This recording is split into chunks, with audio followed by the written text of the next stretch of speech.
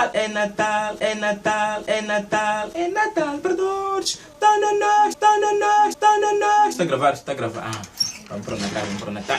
O Natal é uma data maravilhosa, uma data de alegrar corações. Várias pessoas, várias famílias comemoram o Natal de uma forma muito bonita. Porque como nós sabemos, o Natal simboliza a felicidade e a alegria. Esse é um dia de paz, um dia em que você deve estar com a tua família a celebrar. E a humanidade comemora essa data desde antes do nascimento de Jesus Cristo. E existem várias pessoas que comemoram essa data, mas não sabem qual é a sua verdadeira história. Como o Natal começou e quando é que o Natal começou. E é disso que eu irei falar no vídeo de hoje. Mas antes de começar a falar do Natal, já vai deixando aquele teu valioso like, que é teu presente de Natal. Subscreva-se no nosso canal e não se esqueça de marcar o sininho de notificações. E sem mais delongas, bora pro vídeo!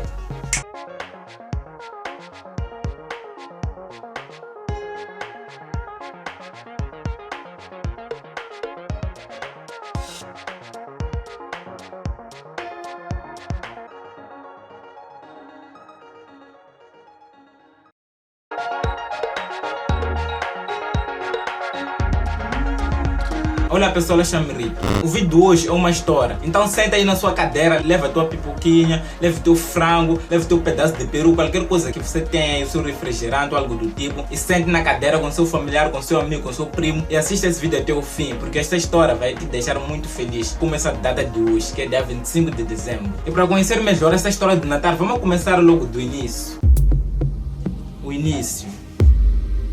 Tudo começou no século II na Roma, no dia 25 de dezembro. A população estava em festa, em homenagem ao nascimento daquele que veio para trazer a felicidade, a alegria, a sabedoria, a harmonia, entre várias coisas boas que existem aqui no nosso mundo. Cultos religiosos celebram essa data de uma maneira muito boa, porque a data é uma data muito sagrada do ano. Enquanto isso, as famílias apreciam os presentes trocados dias antes e se recuperam de uma longa comilança. Mas não, essa comemoração não é o Natal. Essa data trata-se de uma homenagem à data de nascimento do deus persa Mitra, que nesse caso representa a luz. Tornou-se uma das divindades mais respeitadas entre os romanos. Qualquer semelhança com o feriado cristão, no entanto, não é uma mera coincidência. A história do Natal começa, na verdade, pelo menos 7.000 anos antes do nascimento de Jesus Cristo. É tão estranho saber disso, porque várias pessoas desde que nasceram, cresceram, tiveram barbas de família e não sabiam disso. As pessoas associaram essa data ao dia do nascimento de Jesus Cristo, como se fosse naquele mesmo dia que Jesus Cristo nasceu. E várias pessoas não sabiam que essa data já era comemorada há 7.000 anos antes do nascimento de Jesus Cristo. É tão antiga quanto a civilização e tem um motivo bem prático: celebrar o solstício de inverno, a noite mais longa do ano na hemisféria norte, que acontece na verdade no final de dezembro. Dessa madrugada em diante, o sol fica cada vez mais tempo no céu, até o auge do verão. É um ponto de virada das trevas da luz ao renascimento do sol. É nesse tempo em que o homem deixava de ser um caçador e se tornava um grande agricultor. A volta dos dias mais longos significava a certeza de colheitas no ano seguinte. E então, a partir daí surgiu essa tal dita festa. Na Mesopotâmia, a celebração durava 12 dias. Já os gregos aproveitavam o solstício para cultivar Dionísio, que nesse caso é o deus do vinho e da vida mansa. Enquanto os egípcios relembravam a passagem dos deuses Orísis para o mundo dos mortos. E na China, as homenagens eram e ainda são para o símbolo de Yin Yang, que representava nesse caso a harmonia da natureza, a bondade e a felicidade das pessoas. Até povos antigos da Grã-Bretanha, mais primitivos que os seus contemporâneos do Oriente, comemoravam nesse caso o Forobodo, que era uma volta de Stonehenge. Um monumento começou a ser erguido há 3100 a.C. para marcar a trajetória do Sol ao longo do ano. A comemoração em Roma então era só mais um reflexo de tudo isso. Cultuar Mitra, o deus da luz, no dia 25 de dezembro era nada mais do que festejar o velho solstício de inverno. Pelo calendário atual, diferente daquela dos romanos, o fenômeno na natureza aconteceu no dia 20 ou 21. Isso tudo dependendo do ano. Seja como for, a culpa Mitra chegou na Europa no século IV a.C., quando Alexandre o Grande conquistou o Oriente Médio. Centenas de anos depois, soldados romanos viraram devotos de divindade e ela foi parar no centro do império. Mitra então ganhou uma celebridade exclusiva, o Festival do Sol Invicto. Esse evento passou a fechar outra fara dedicada ao solstício. Era Saturnal, que durava uma semana e servia para homenagear Saturno, senhor da agricultura. O ponto inicial dessa comemoração era os sacrifícios aos deuses. Enquanto isso, dentro das casas, todos se felicitavam, comiam e trocavam presentes. Os mais animais se entregavam a orgias, mas isso os romanos faziam a tempo todo. Enquanto isso, uma religião nanica que não dava bola para essas coisas crescia em Roma, que nesse caso é o cristianismo. Solstício cristão. As datas religiosas mais importantes para os primeiros seguidores de Jesus só tinham a ver com o martírio dele, que nesse caso é a Sexta-feira Santa, que é o dia da crucificação do Senhor Jesus Cristo, e a Páscoa, que é a ressurreição de Jesus Cristo. O costume, afinal, era lembrar apenas a morte das personagens importantes. Líderes da igreja achavam que não fazia sentido comemorar o nascimento de um santo ou de um martírio, já que ele só se tornou uma coisa ou outra depois da morte. Ele meio que valorizava uma pessoa depois de morrer, que é uma coisa que acontece muito ultimamente, porque uma pessoa quando morre, já começam a valorizar, dizem que era uma boa pessoa, era uma pessoa que sempre trabalhava, sempre estava presente, enquanto na verdade as coisas começam lá no início, quando a pessoa nasce, não quando a pessoa morre. Porque como nós sabemos, ninguém faz ideia, não sabe quando é que o Jesus Cristo nasceu. Tanto o Velho como também o Novo Testamento não diz nada a respeito. Só que tinha uma coisa errada em tudo isso. Os fiéis de Roma queriam arranjar algo para fazer frente às comemorações pelo solstício e colocar uma celebração cristã bem nessa época, que viria a casar, principalmente para os chefes que teriam mais facilidade em ameaçar novos fiéis. E aí, no ano 221 depois de Cristo, o historiador cristão Sextus Julian Africanus teve uma brilhante ideia para essa data. Ele cravou essa data como o dia em que Jesus Cristo nasceu, para que vários cristãos celebrassem o nascimento de Jesus Cristo, que nesse caso, dia 25 de dezembro, era a data do nascimento do Mitra. A igreja aceitou essa proposta numa boa, não pensou nem uma nem duas vezes, aceitou logo de primeira. A partir do século IV, quando o cristianismo virou a religião oficial do império, o Festival do Sol Invicto começou a mudar para o dia do nascimento de Jesus Cristo. Esse dia, como eu disse, era associado ao Deus da luz, mas o Jesus assumiu a forma da luz que traria salvação para a humanidade. Assim, a invenção católica herdaria tradições anteriores. Ao contrário do que se pensa, os cristãos nem sempre destruíam as outras percepções do mundo com rolos compressores. Neste caso, o que ocorreu foi uma troca cultural. Não dá para dizer ao certo como eram os primeiros natais cristãos, mas é fato que hábitos como a troca de presente e refeições suntuosas permaneceram. E ainda não parou por aí. Ao longo da Idade Média, enquanto missionários espalhavam o cristianismo pela Europa, costumes de outros povos foram entrando para a tradição natálica. A que deixou um legado mais forte foi o Ule, a festa que os nórdicos faziam em homenagem ao solstício. O preço da ceia, a decoração toda colorida das casas e a árvore de Natal vem de lá.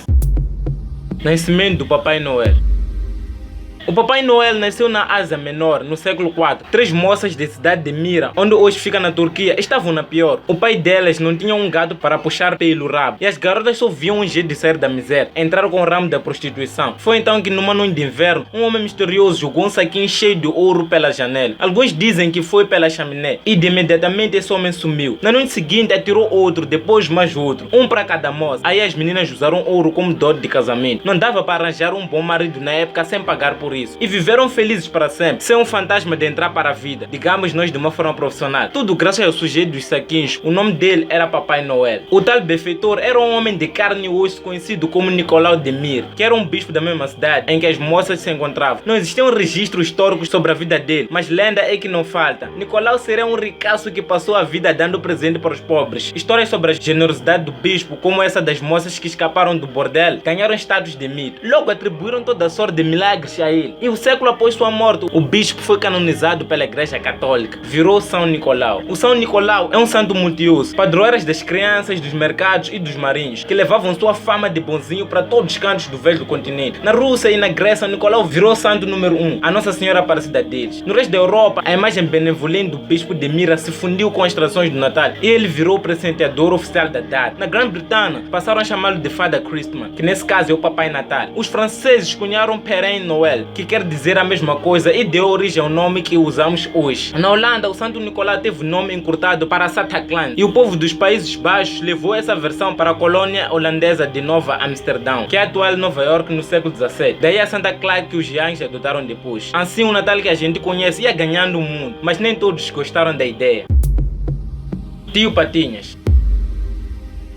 Em Londres, em 1846, houve o auge da Revolução Industrial. O rico Ebenezer passa seus natais sozinhos e quer que os pobres se explodam para acabar com o crescimento da população. Mas aí ele recebe a visita de 3 espíritos que representam o Natal. Eles ensinaram a ele que essa é a data para esquecer diferenças sociais, abrir o coração, compartilhar riquezas entre várias coisas, como também a felicidade. Porque como nós sabemos, o Natal é um momento de felicidade. Eis um herido de um conto de Natal do britânico Charles Dickens. O escritor vivia em Londres suja e superpopulado. O número número de habitantes tinha saltado de 1 milhão para 2,3 milhões na primeira metade do século XIX. Dickens então carregou nas tintas para evocar o Natal como um momento de rendição contra esse estresse todo, um intervalo de fraternidade em meio à competição do capitalismo industrial. Depois disso, inúmeros escritores começaram a seguir a mesma linha. O nome original de Tio Patinhas, por exemplo, é um Angle Scrooge, e a primeira história do Pato Avarento, feita em 1947, faz paródia a um conto de Natal. Tudo isso, no fim das contas, consolidou a imagem do espírito natal que hoje retumba na mídia. Quer dizer que quando começar o próximo especial de Natal na televisão, pode ter certeza de que o fantasma de Dickens vai estar lá. Acredita ou não, ele vai estar. Outra contribuição da Revolução Industrial, bem mais jovem, foi a população em massa. Ela turbinou a indústria dos presentes, fez nascer a publicação natálica e acabou transformando o Bispo Nicolau num garoto propaganda mais requisitado do planeta. Até meados do século XIX, a imagem mais comum dele era de um bispo mesmo, com manto vermelho e mitra, com aquele chapéu vermelho que você conhece cobrido na cabeça, que as autoridades católicas usavam. Para se enquadrar nos novos tempos, então, o homem passou por uma plástica. O cirurgião foi o desenhista americano Thomas Nast, que em 1862 tirou as referências religiosas, adicionou uns quilinhos a mais, remodelou o figurino vermelho e estabeleceu a residência dele no Polo Norte, para que o vermelhinho não pertencesse a país nenhum. E a partir daí nasceu aquele Papai Noel que nós conhecemos, que nós tanto vimos nos filmes como também nos animados. Mas a figura do bom velhinho só bombaria mesmo no mundo todo depois de 1931, quando ele virou estrela de uma série de anúncios da Coca-Cola. A campanha foi sucesso imediato, tão grande que nas décadas seguintes o gorducho se tornou a coisa mais associada ao Natal, mais do que o verdadeiro homenageado da comemoração. E este foi o vídeo, espero que tenham gostado. Se você gostou desse vídeo, você entendeu todas essas coisas e você está a comemorar o Natal a assistir esse vídeo, deixa aquele teu valioso lecão, comenta o que você achou do vídeo, como é que você está a passar o dia 25 e partilha esse vídeo com teu amigo, aquele teu amigo que quer saber mais do Natal, aquele teu amigo que só comemora o Natal mas não sabe porque que é o Natal, porque que ele comemora. Compartilhe com todas as pessoas, teu familiar, teu primo, teu sobrinho, teu vizinho, todas as pessoas que você conhece, pessoas próximas a ti, e fica à espera do próximo vídeo.